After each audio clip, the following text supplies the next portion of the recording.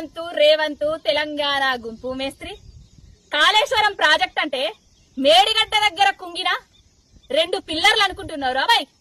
కాళేశ్వరం అంటే 3 బ్యారేజీలు, 15 రిజర్వాయర్లు, 21 pump హౌజులు, 19 sub స్టేషన్లు, 203 కిలోమీటర్ల సొరంగాలు, 1530 కిలోమీటర్ల గ్రావిటీ కెనాల్స్, 93 కిలోమీటర్ల ప్రెజర్ మెయిన్స్, 141 టీఎంసీల స్టోరేజ్ కెపాసిటీ, 530 మీటర్ల ఎత్తుకు నీళ్లను ఎత్తిపోయడం, 240 టీఎంసీల నీటి వినియోగం. ఇది తెలవక కేసీఆర్ గారి మీద కోపంతో ఆయన మీద నిందలేయడానికి నానా తంటాలు పడతాను.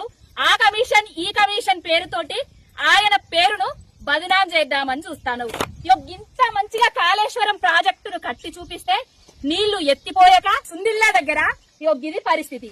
ఆ గక్క నుంచి పంపుల నుంచి నీళ్లు రావాలి, కింద నీళ్లు పోతే ఆ నీళ్లు గక్కడికి పోతే అక్కడ పిల్లర్లున్నాయి. సుందిల్లా ప్రాజెక్టు దగ్గర 74 పిల్లర్లున్నాయి.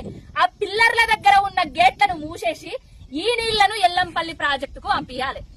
ప్రాణహిత మేడిగడ్డ దగ్గర 365 రోజులు 24 గంటలు పారుతూనే ఉంటది. ఆ నీళ్లను సముద్రంలో కలుపుతాను, మా తెలంగాణను ఎడారి చేస్తాను. ఇది నీకు తగునా బిడ్డ? రవ్వంతు రేవంతు గుంపు మేస్త్రి.